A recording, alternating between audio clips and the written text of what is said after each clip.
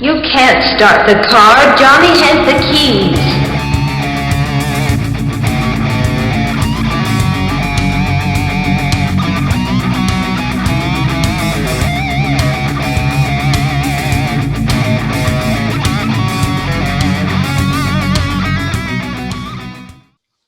Hello, and welcome out there in podcast land and on YouTube, if you are watching us on YouTube. You have reached Johnny Has the Keys, a podcast and YouTube channel that is about two guys talking about science fiction, horror films, television, the influences that those films had on them, and the things that they have influences. Those are the key elements, as it were, hence that clever title, Johnny Has the Keys. My name is David. If you are listening to us for the first time or watching us for the first time, thanks so much. We hope you enjoy it, and you'll click and subscribe and like and review and rate and do all those things that help us keep doing this. And if you're returning, of course, we must be doing something right, and you're back to hear or watch us. As I said, I'm David, and I'm here with my good friend Tim. Hey, Tim. How are you? Hey, David, I'm doing well. It's kind of funny listening to you do the whole duel now. The listen, hear, watch. Yeah, it's hard for me. Hey, for those of you who don't know, who haven't been watching this, when we first started, I was so adamantly opposed to any kind of video. I know. I did not want video, no YouTube. We're not doing it. We're a podcast. And now we're doing both at the same time. So, yeah. Yay. There's a lot of that. Yeah, thanks, COVID. No, I don't think that's what started it, was it? No, I think we used to do this on the telephone, though. We started on a telephone. Yes. We would call each other and then just record as we spoke on the phone, if I remember right. Back in the days, we did that. Yes. We did. That's true. And then we ended up going virtual or digital, so to speak, but just using the audio tracks that we were doing. Yeah. And now we're YouTubing, and we have other podcasts. I know. We have another channel on Patreon as well. Yes. That's crazy. Yes. So what have you been doing? Have you genre-nated this year? Oh my gosh. This week, or done anything? I don't know how to classify this week's genre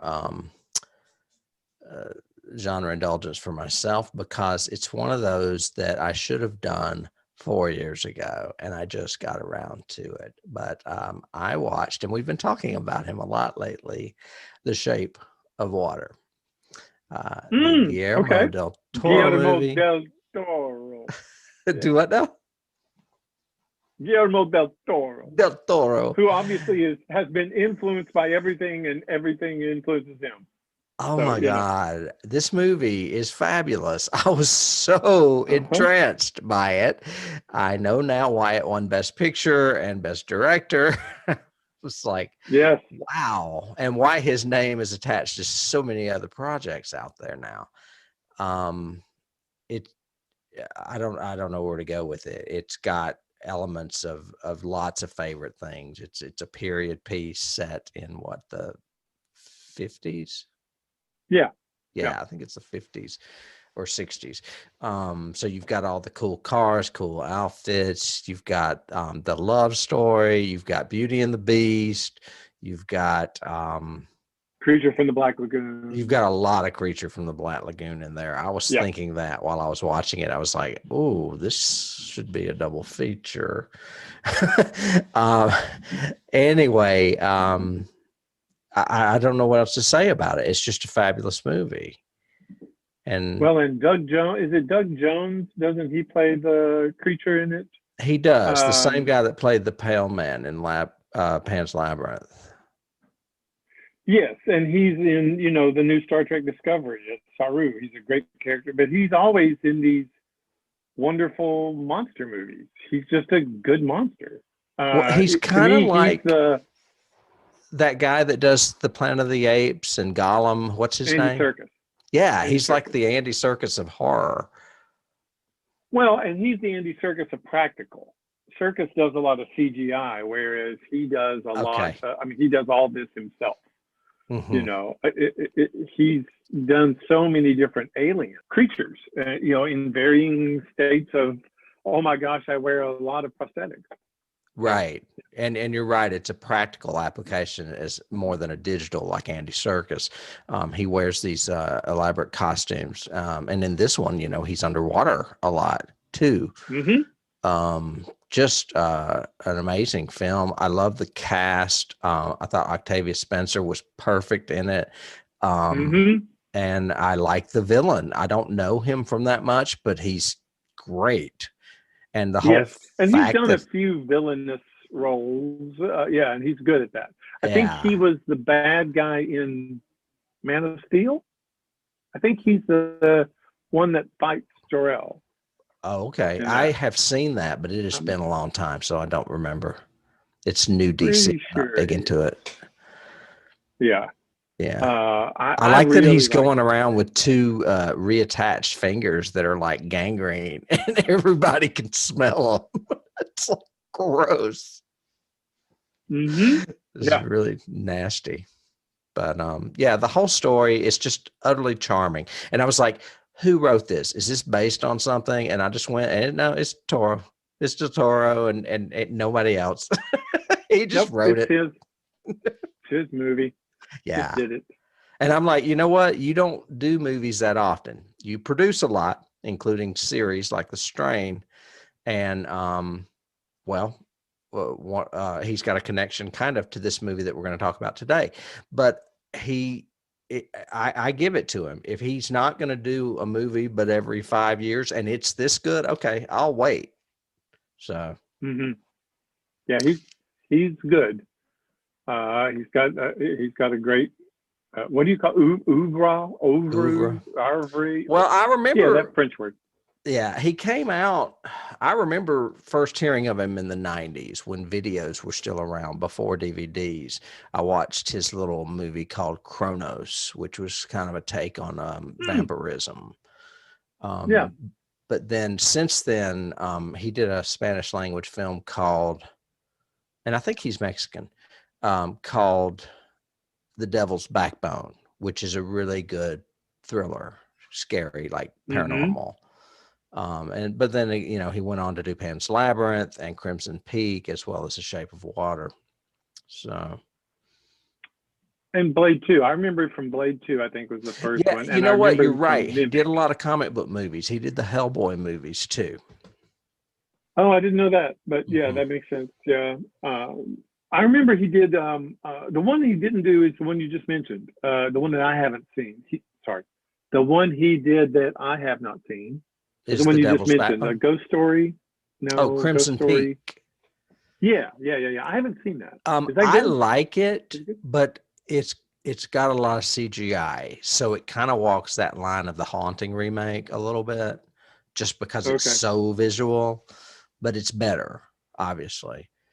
So yeah, I recommend it because it's also got Tom Hiddleston in it, Loki himself. So it's that's well worth seeing, and it's got the woman from Penny Dreadful. They're the stars of it. Eve Green, the lead. Is that her name? I can't remember. Eve Green. Yeah. She's awesome.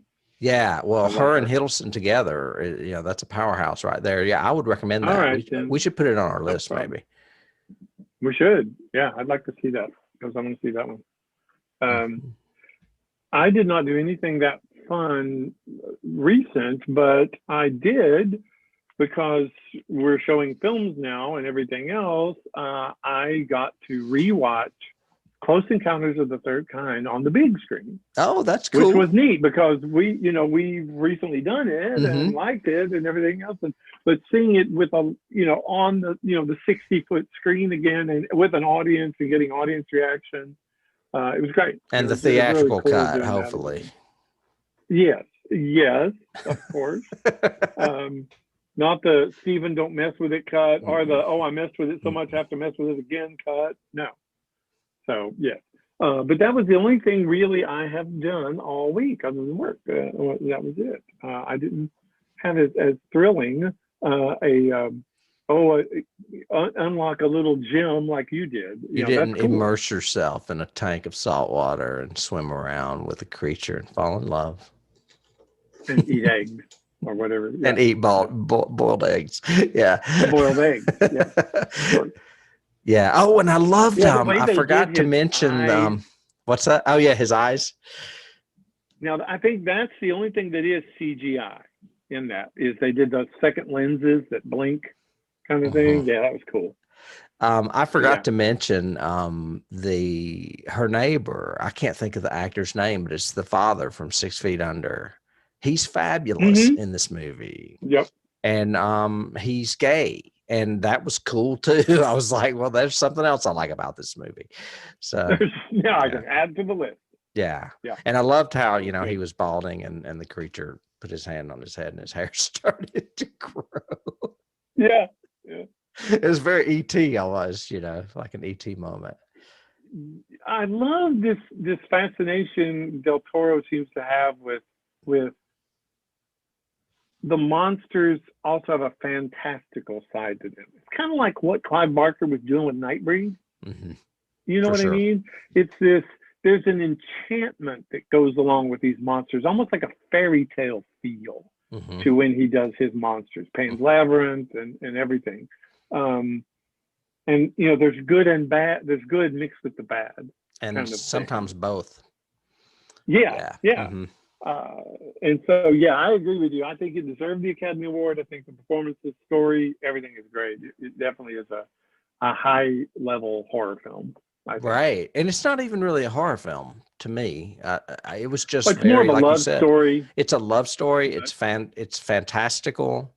It has elements, like you said, of Creature from the Black Lagoon. They even mentioned that he was captured in a river in South America, that kind of thing. So, yeah.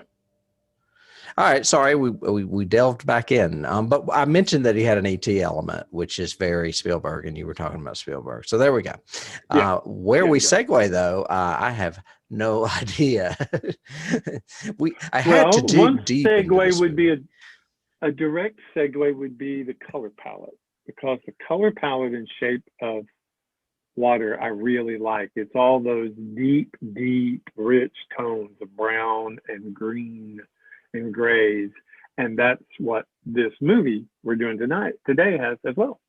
Oh, okay. It's a very saturated color palette. It's very deep or desaturated. It's very, the way they portray the morgue is very old and dark and moody, and that's kind of what the chamber was like, and her apartment to that extent.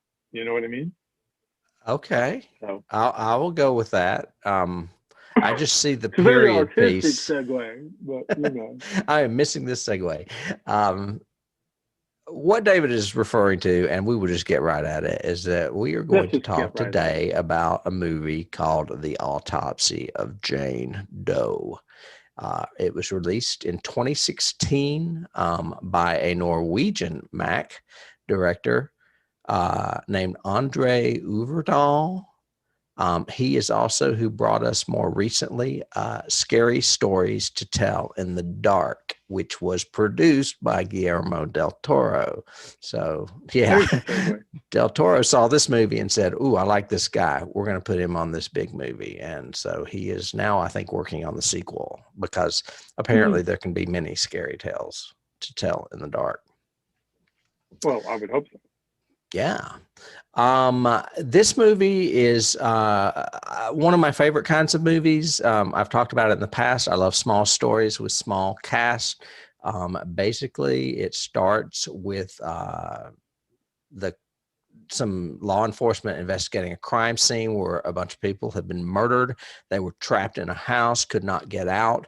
They find a body somewhat buried in the basement, or maybe they dug it up. I can't remember, but the body seems untouched by time, even though it's dead and buried. And they don't know really what is going on. So they take the sheriff takes the body to a morgue where a father and son work. The son is getting ready to go out on a date, but the sheriff brings the body in, says, I need to know about this body by morning because people are going to be coming for me because I can't figure out what happened.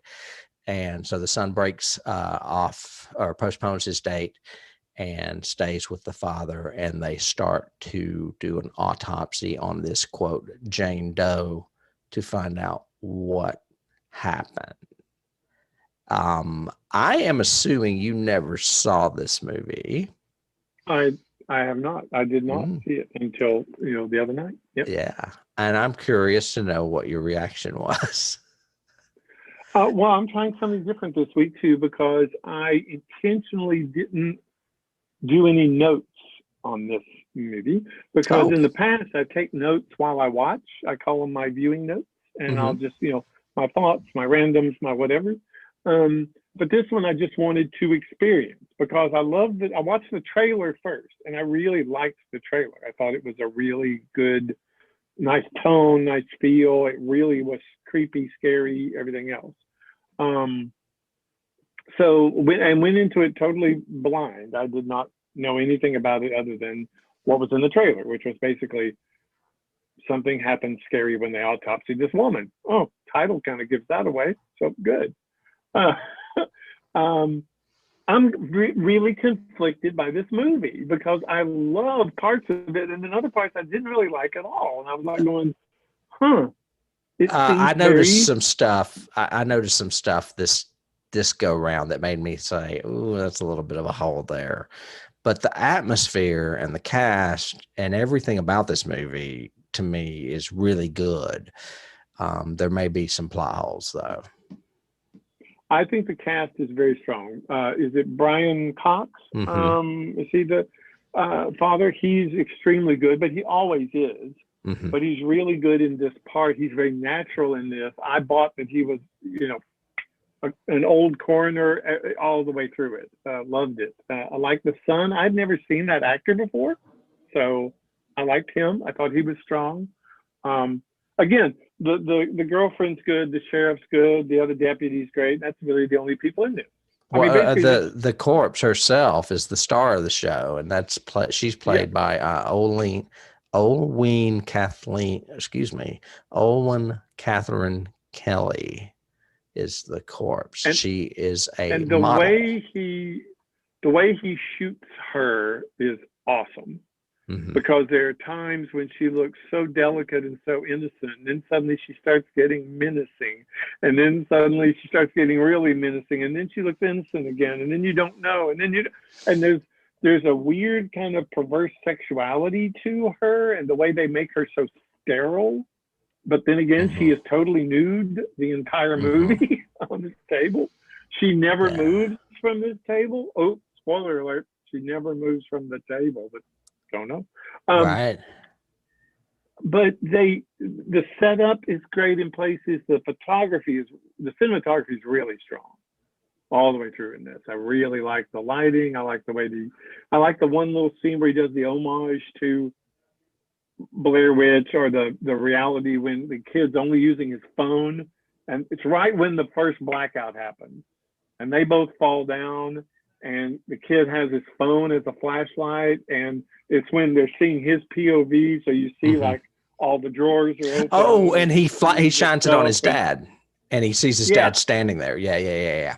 Right, and everything's shaky cam and all. I thought that was. I forgot really about that. That is very Blair Witch. How funny that you say. But he only did it for that scene, and then the rest of it's straight. So I really liked that. I'm trying. I guess I should take some notes as we go, just all the keys that occur to me as we do. Well, I was going to talk a little bit about the background, not much. Yeah, and we've got cast too.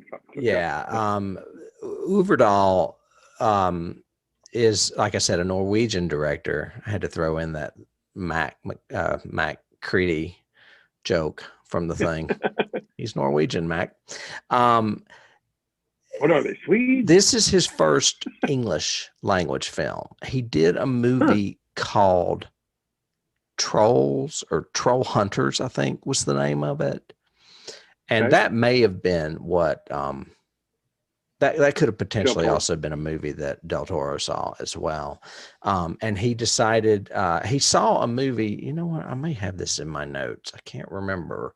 He saw some movie. No, I don't have it. That scared him. And decided he wanted to do a horror movie. And this was the first script that was given to him, and he loved it. And he said, "Yeah, I want to make this movie."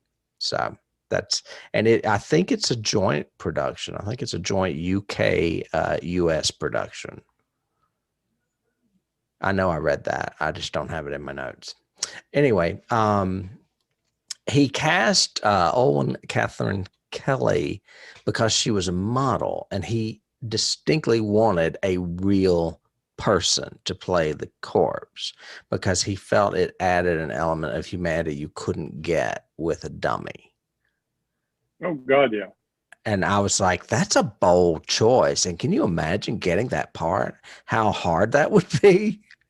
I mean, Yeah, she's for the in a next room 6 weeks, naked. you're going to be laying on this table naked. Yeah, naked almost the entire time. Yeah. I found it fascinating, and kudos to her for such a good job. Yeah, it's like I said, the way he shoots her and the way she does it, it was very interesting to have them open her mouth up, and that gave her such an innocence kind of thing. That and just the one little drop of blood coming out her nose, you know, kind of thing. That gave her such an innocence. But then later on, they tilt and her head goes back, and it suddenly becomes kind of menacing and everything else. And then later on, when they try to do it again, they set her up and close her mouth, and now suddenly she looks really menacing with those clouded over milky eyes and everything. It's like, oh my gosh, you know. Well, I was, you know, this movie, I didn't watch it for years because I thought, how interesting can an autopsy movie be? You know, what are they going to do? And sure as shit, man, this movie will hold your attention. And I mentioned that he picked his first script or went with the first script that he was given. It was written by a guy named Ian Goldberg and a guy named Richard Naying. They're, I guess, writing partners. They both did the movie Eli for Netflix, which I have not seen. Have you? The Book of Eli? No, it's just called Eli. It's a horror movie about a kid, I'm pretty sure. One of our listeners, Holly, mentioned that she liked it. I remember back when it first came on, but that was a couple of years back. Okay. And then no, Richard, I haven't seen Eli. He also wrote some Fear the Walking Dead movies. I mean, excuse me, not Fear the Walking Dead, some Walking Dead episodes, The Walking Dead episodes. And it looks like both of them did. You know what? I'm wrong. It was Fear the Walking Dead.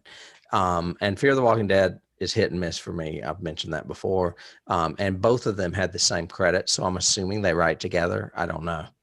That would be my guess. Good idea. So, but I like this. I had and we'll go ahead and do this spoiler. Basically what happens is, and they slowly reveal this, this woman that they're doing the autopsy on is like a 400-year-old witch, and her body is perfectly preserved, I guess, from some spell that she's used. And she has been persecuting people as a corpse ever since her wrongful accusation of being a witch in Salem in the 17th century. No, I had no idea that plot twist was coming along, but then all of a sudden things started making sense. I was like, oh, that's why the bodies are coming out of the morgue drawers and walking down the hallway. And, you know, oh, that's why the radio keeps switching channels and that same song keeps playing, you know, all these creepy elements. And now that you mentioned, or now that I mention it, I realize what you're saying about the segue from Shape of Water to this. It's a very old morgue, so it's got really cool antique decor in because it's in the basement. It's got very deep mahogany looking walls and very green imagery and lighting with the fluorescence and all that. So everything has this really dated kind of look, and he preserves that in the cinematography. There's a lot of close-up in this movie. There's a lot of, side harsh light or harsh overhead lighting, which, of course you would have. It's an autopsy room. You need to be able to see and stuff. But when it gets spooky, like, the curved mirror in the corner, which we've all used to see either in, underground garages or sometimes in office buildings and stuff like that. In department stores, they were used for theft deterrent. It's not clean. It's dirty and murky anyway. So you can't really see what's around the corner. And he uses that and plays that up. Right. It is a slow burn movie, I think. I like that. I love the way it builds. I just think it really falls apart in the last act. Yeah, it's scary. Loses a lot. Well, I thought it fell apart a little bit, like when he runs to try to get out. It's in the basement of an old house. And when he goes to try to get out of the basement, they can't get the outside cellar doors open because it's the old sycamore. The old sycamore fell. I'm like, wait a minute. That's kind of stupid. But then I started thinking, the people from the original murder that the cops were investigating were in the house and couldn't get out either. And I thought, she's doing this. So I was like, you know what? I can handle that. I'll give them that. But it did seem kind of a contrivance. I think part of my thing too was I got the gag from the beginning. I mean, I thought as soon as they because they try to piece it together like an autopsy, which was cool from a screenwriting standpoint, and evidently they've watched their CSI, because this is a lot of gooey, not necessarily gory, but gooey. It's Dana Scully territory. Yeah. We're using bone saws and we're peeling back the face and we're doing stuff, rib crackers and all that. But as they slowly went into it, I suddenly thought, oh, okay, so she's going to turn out being bad. She's bad. They're playing her up as this sweet little innocent girl who's totally nude, and no, she's going to be mean. The thing is, they only have literally 2 lines of dialogue to support that.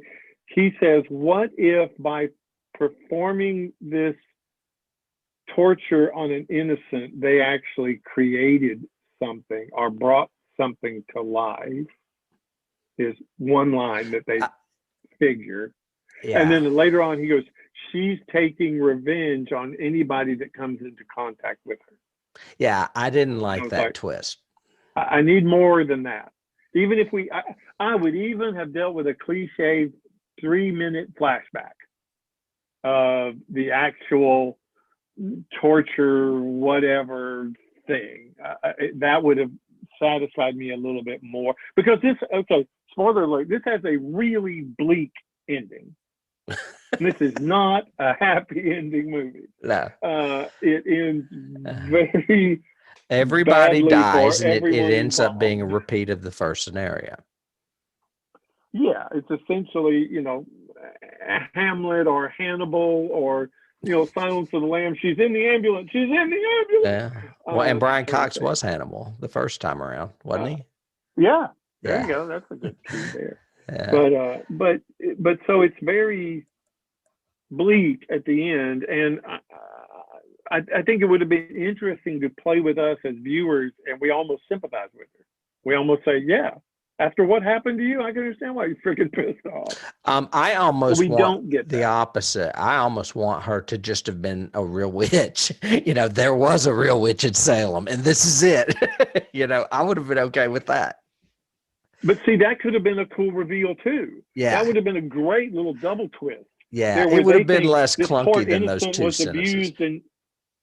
This poor innocent was abused, so we have hope if we just convince her that it's okay and she can go to rest. And then at the end, they find out, oh, she's not resting. Mm-hmm. No, she meant to do this because, she really was the one that they really caught a live one. Yeah. See, that was I think that would have been less clunky than that explanation of turning her into a witch, because that just to Yeah, me is yeah. way, way out there. Yeah. And I really think they wasted the girlfriend. I thought she was a cool setup there, but then boom, she's gone. And I went, Yeah. seems like they Halloran would have style. done more with her, you know. But yeah, Halloran. Yeah, The Halloran Halloran style. right there in the elevator. Yeah. So You mentioned that she appears all innocent at first. They did that, and I neglected to mention that she, even though she's completely unblemished on the outside, the inside she's not. Her wrist bones and her ankle bones are broken as if she has been shackled, and her tongue has been removed crudely. And they even mention at one point sex trafficking, and all those kind of details are what make you start feeling sorry for her, like this woman was in trouble or what have you. oh yeah, her lungs And were blackened. She had scar tissue all over her organs. which Stab how does that happen? right. Yeah. Well, and that's the one that really got me. I thought, okay, the rest of them are kind of interesting. Maybe they put a skin on top of a witch, or maybe they did something or whatever. But then when they show all the scarring of her internal organs, you know, and he even says there's no way to get this amount of damage and have nothing on the outside. There's, Unless, you know, so yeah. she had to have done something. Or, well, I mean, they probably burned her at the stake, but her body in her spell or whatever reconstituted. I don't know. And that's why her insides were burned. I don't know. I'm just throwing things out there. I also love that when they opened up the skin, they found all the weird writing on the inside of her body. Yeah, I didn't get that one. I got the whole piece of cloth down your throat because we made you swallow it sort of thing. But with a tooth, how would that do that to your insides of your skin? I don't understand that, and I didn't know why that was, you know, so that bothered me, you know. And I was thinking, to your point, that would have been a great time to reveal, oh no, she really is a witch. Yeah. And these are tattoos that yeah, she we should have has. directed this movie.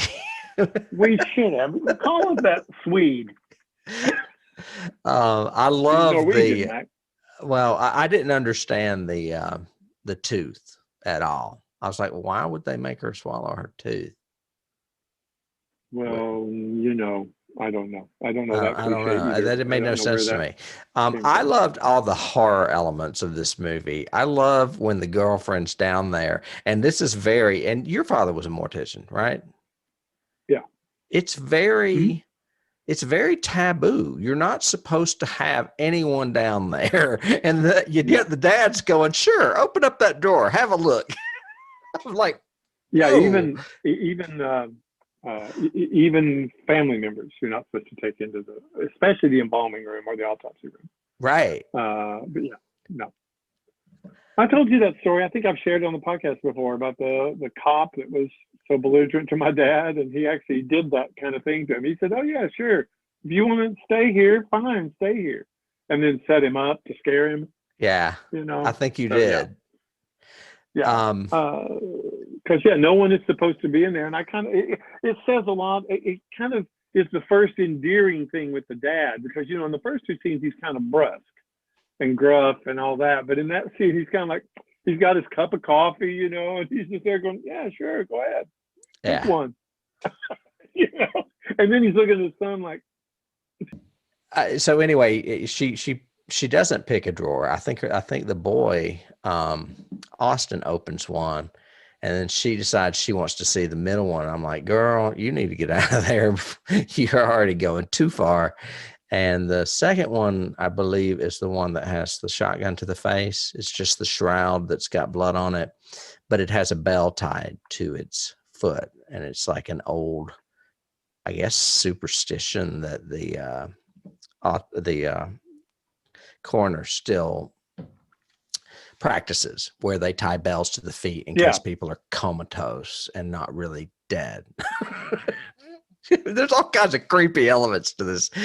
I mean, dead bodies have scared me since I was a little kid. I've always had an aversion to dead bodies. I don't like going to funerals. I don't like going to open caskets. I did not even look at my brother's, and my dad's was creepy enough. I just and that's probably why I'm obsessed with zombies, and they're one of my favorite monsters, is because dead things terrify me.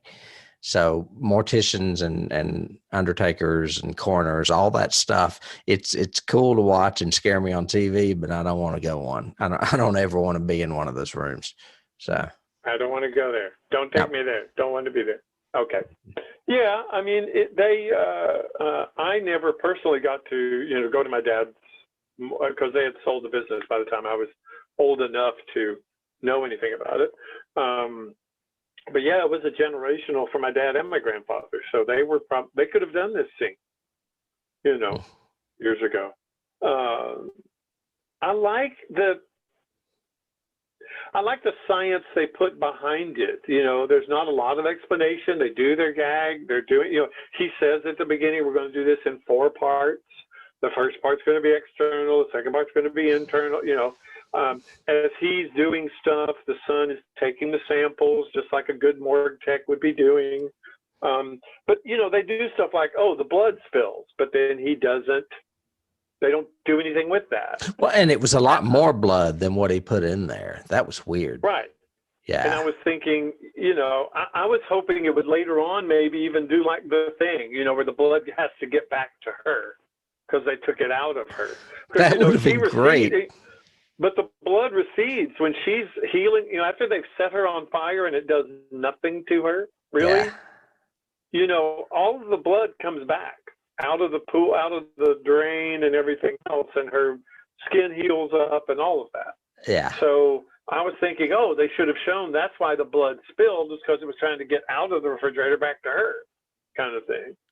But they didn't do any of that. None of that happened. No, I mean, it was definitely a low budget movie. There was probably some stuff he couldn't do, but I do know that even though it's low budget, he could have fixed the script a bit. He could have tightened it just a bit. Yeah. But to your point, I do like the 2 bell sequences. I think both of those are really scary, great suspense. From the first one, when they first hear the bell and it scares them, but then the second one when they're trying to get the elevator and it's coming down the hall and everything else. That was great. I like the fact that the gore in this is not gory, like horror movie gory. It's more like I said, like CSI gory. It is. They hint at this guy with no face, but you never really, really see the guy with no face. No. But there's lots of blood pools and but blood there's one splatter. guy that's lids and mouth have kind of sealed. I can't remember what it was that was wrong with him. And at one point, when you're doing an autopsy at the end, you sew them up. When they're ready that's right. They're sewed up. His eyes and his mouth were sewed up. Yeah. And there's a scene where they barricade themselves in the office and put a filing cabinet in front of the door. And when Austin goes to look through a hole in the door, I guess it's a peephole, I can't remember. He sees that face and its mouth and eyes are trying to open against those stitches. And I'm like, fuck me, man. Get me out of here. You wouldn't be able to handle it. No. You'd be screaming. Yeah, for sure. Screaming. Anyway, I can't really recall any other scenes. I mean, there are a lot that I like. I was going to say, coincidentally, I watched an X-Files episode for our podcast on Patreon, and I got to see Scully do an autopsy almost right after watching this movie. And I was like, oh, wow, she's doing almost the exact same thing. She even got those big things out and started cracking ribs. Yeah. And doing stuff in the same That's order. what they do. Yeah. And then you know what? I'll tell you what, let's move on to cast real quick. I don't have a lot. Brian Cox was cast in this as Tommy, but he was not the first choice. Do you know who was originally cast and had to drop out? No. Martin Sheen. Isn't that weird? Oh, wow. I don't know that I would have liked it as much. I don't either. It would have been interesting, though. I mean, Sheen's a great actor. He is. But I just think Cox is perfect in this. That would have been interesting to to see. Yeah. Mm-hmm. Yeah, it had something to do, I think, with them filming in London, and that's why Brian Cox got it. Was this I filmed in distinctly London? remember this being a UK-US production because Oh, not okay. Emile, because Ovredal is in, he's Norwegian, so I'm pretty sure it was a Right. European production. And then lastly, Emile Hirsch plays Austin. I think he's great. His face is familiar to me. I don't recognize him though from anything in particular. I didn't know him. His girlfriend is, like you said, very good. She's not in it much. She gets an axe to the chest because they think she's a corpse in pursuit of them because they are both delusional and trapped in an elevator. And they then think she's the guy who's ripping his mouth open. Yeah, That's exactly. Yeah, exactly. And so yeah, Tommy. You would have done the same thing. Oh, you know it. Chopped up that thing. Yeah. Sheriff Burke was played by Michael McElhatton. I think's how you say that. I don't know who he is, but he looked familiar to me too. He was quite a good character actor, I thought. Done a lot of television. He's done a lot of television. Yeah, for sure. And then lastly, again, Owen Catherine Kelly played Jane Doe. And he credits her with having the most difficult role. And he said mainly making everyone else comfortable on set because, she was, I guess, comfortable lying there naked. He selected her for her role because of her knowledge of yoga, which helped her control her breathing. True. I mean, I started doing it. I mean, it's an old thing I do, but yeah, I started looking, seeing, because you remember the shot in Evil Dead when he does the close-up and you can see her neck pulse because he's in such a close-up of the necklace that you can see her carotid throbbing. Oh, wow. It's in Evil Dead, but I always try to do that. Look for in CSI, I used to do that too. Look for the bodies, see if they're breathing or when they're holding their breath or whatever. Yeah, she was great in it. Again, I think there's a twisted sort of weird sexuality or sensuality, I think, to her too, of the fact that she is totally naked. These two guys are examining her and literally cutting her open and pulling her apart and everything else. It's just, and I was wondering, again, from a storytelling point of view, it might have been cool to play on that a little bit more. Maybe more of the dad, why don't we just do this tomorrow? No, we got to do it tonight. Let's do it tomorrow. No, let's do it tonight. And then later on, blame because if you hadn't opened her up, this wouldn't have happened. If you hadn't defiled her like she had been defiled, this wouldn't happen. I don't know, man. It happened to whoever was in that first house. Well, we don't know. They don't know that. They weren't at the first house like we were. Oh, that's true.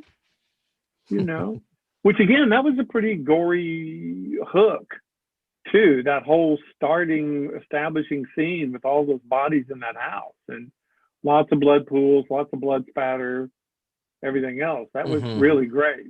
I liked when they were doing like the pan shot of the sheriff going up the steps and he was having to step over corpses. There was one at the top of the steps. It was very Night of the Living Dead.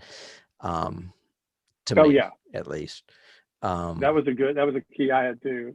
Yeah. Because that shot from the top of the steps and he's coming up and the body's right there. Yeah. And I was going, yep, that's Night of the Living Dead.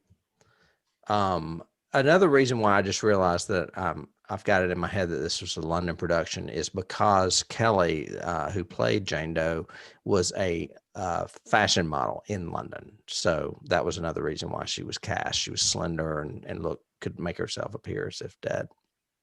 Right. I don't have anything else on casting. I was going to tell you, though, that this movie won a shit ton of awards, believe it or not. Really? Yeah, they're all local type awards. So what I did was I just cut and pasted the winning awards. I didn't do all the things it was nominated for because some of these festivals we've heard of, some we haven't. One's called the Austin Fantastic Fest, which I'm assuming is Texas. It won Best Picture, and he won Best Director.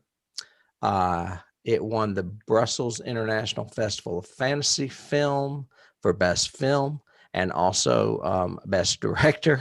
It Wow. won the Fangoria Chainsaw Award for Best Limited Release. It won a Fantastic Fest for Best Picture and Best Horror Feature, which also has what looks like some producers listed with the director.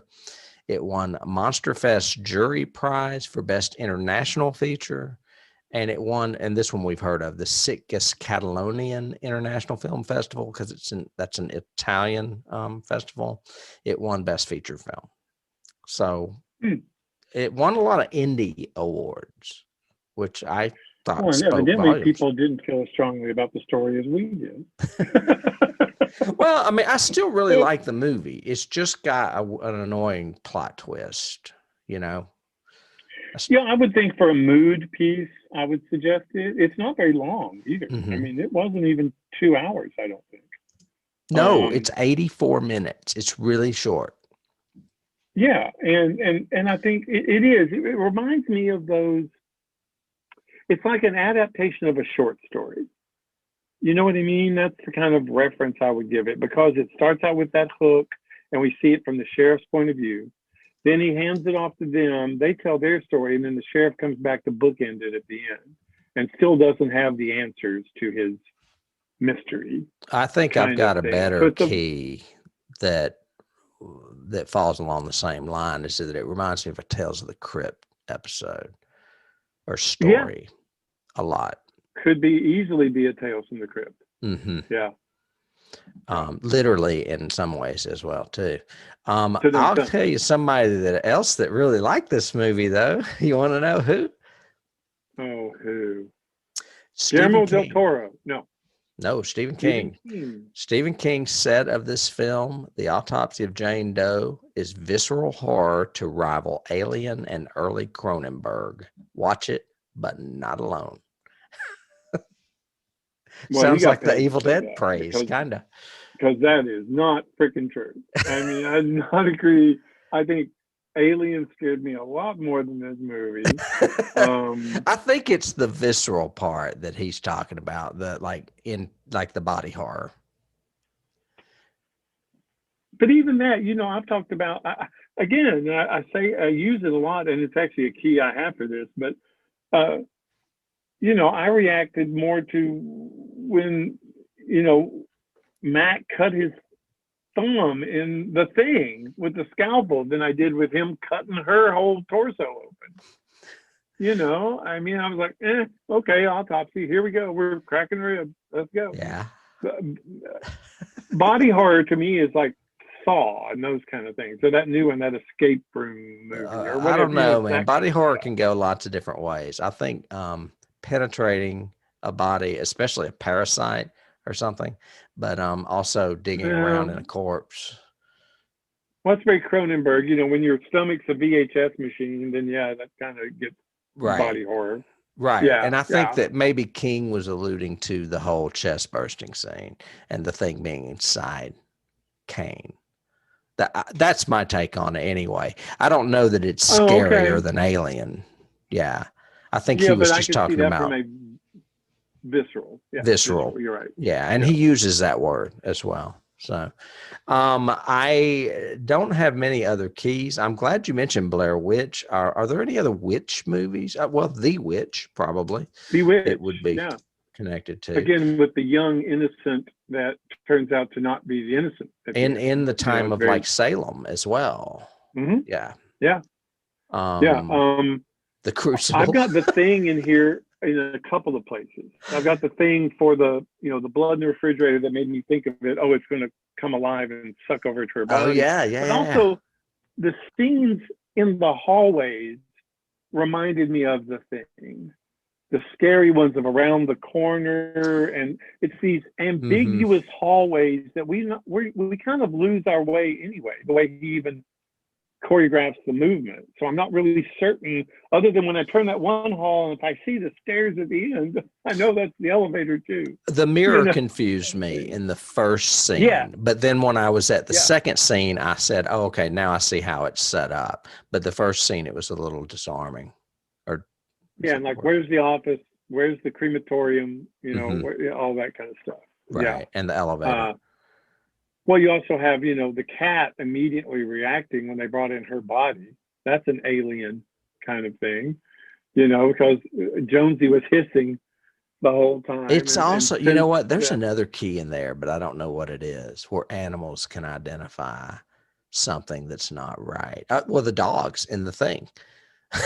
Yeah. They knew that that someone wasn't human. Pet Cemetery. You know, evil cats. Well, it's an evil thing. cat. I'll give you that, but I don't really see much of a connection. Because that cat didn't come back to life. He broke its neck and threw it in the incinerator. True. But again, that was a weird thing too that was never explained. You know, did she do that? Obviously she did, but how? I think it tried to get outside via the vent and it wasn't letting anything out. So she was closing them all in and making sure they stayed there. That was my take on it. So she could sing her little song. Yeah. Let the sun shine in. I had that too. There's got to be another one there's got to be several films like that use that childlike nursery rhyme, but it's scary the minute you start Nightmare on Elm Street. Well, that's one, but they wrote that for that, right? They that did. They did. They don't do it in Texas Chainsaw Massacre, but I want to say there's another movie like that where it's a country song, maybe.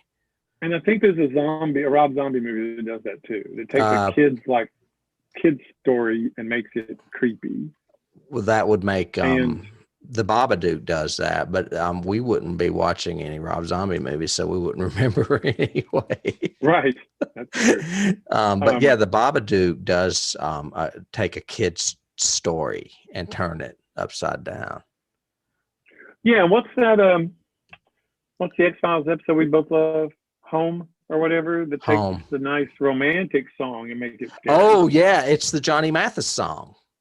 It's wonderful, wonderful. Oh, no, no, God, I love that episode. Yeah. Home. I wonder if I'll remember that. I better put X-Files. That was another good touch I'll give them to this. That whole the radio, which was playing music and saying how pretty it was, now suddenly starts with storms and floods and rain and creepy kids singing. And then when everything restores back, suddenly it's a beautiful day and it's going to be 82 today, and all that. And all is not well. And they just pan down to the toe tag on the corpse in the ambulance or whatever, the vehicle. Well, and then she takes over the radio again in the ambulance. Yeah, right.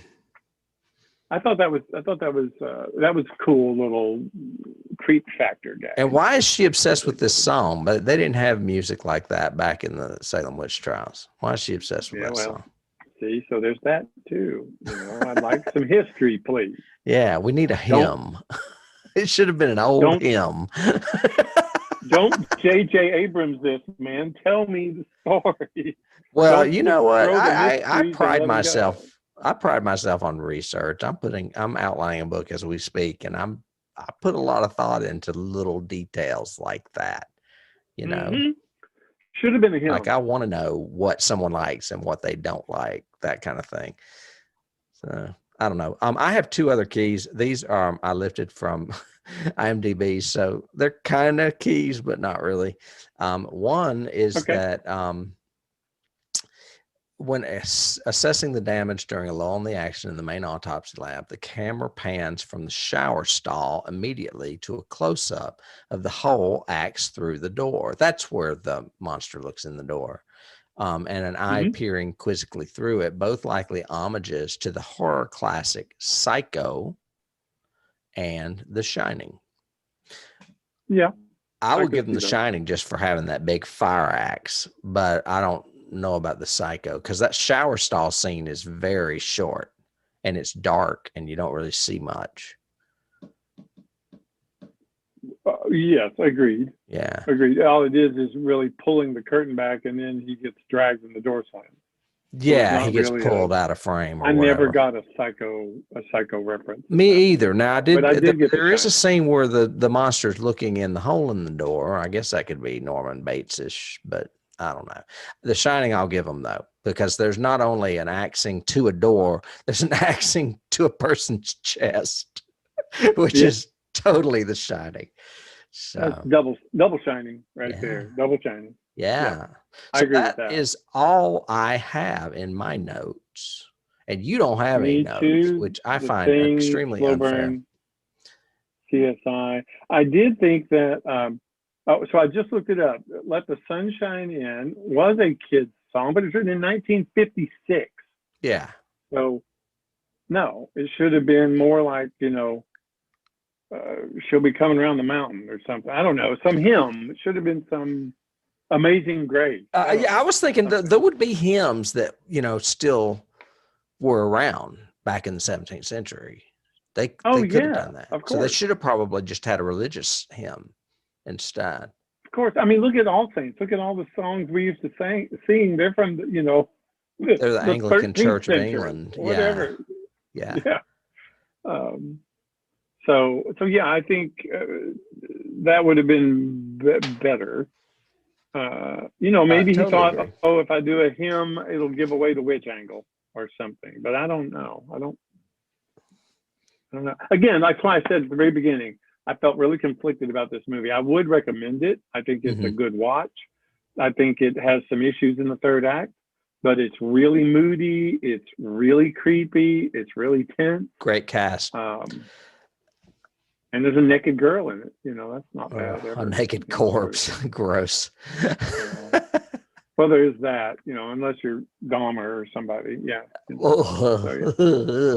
Well, that being said, this is our Halloween episode. Today is October 25th. So we were looking to give you something a little creepy and a little disturbing. I hope that we have succeeded in doing so. If I had to rate this film, I'd probably give it 7 broomsticks out of 10. I give you 6 broomsticks in 1 cauldron. Yeah, I mean, it really is a scary film. It's well crafted, great cast, a few problems with the script, but overall, I like this movie and would watch it again. I bought it. I can if I want to. I can if I want to now. Yeah. How would you rate this? Well, good. I did. I would be the same way. I'd probably be a little bit lower. I'd probably give it a 6. Okay. But I think it's like I said, it's short, it's sweet, it's good. I don't think it's going to be in my pantheon of great horror movies ever. But it would have made a great episode in an anthology series like The Night Stalker or X-Files or Tales of the Crypt. Yeah. Tales of the Crypt, American Horror Story, whatever. Yeah. It's short, sweet, and scary. I leave it to you to do all the scheduling, which is great for me. And I did not know this is our Halloween episode, so we should have even started with that. I know, I meant to, and I forgot. Sorry. So, all right. Well, I think that's going to do it for us today. We would like to thank you again for joining us on Johnny Has the Keys. This is our Halloween episode. We will be back next week with a science fiction episode. We want you to like, follow, rate, subscribe, you name it. If you're on YouTube, please hit that subscribe button, ring that bell. If you're looking for more of us, you can find a lot of free bonus material on Patreon, as well as some exclusive shows, namely the X-Files podcast, X-Files Declassified, and the Dilithium Chamber, a Star Trek original series episode guide. And until then, I guess I'll be seeing you next week, David. Yep, definitely. Thanks, Tim. All right. We'll talk to you later. Bye.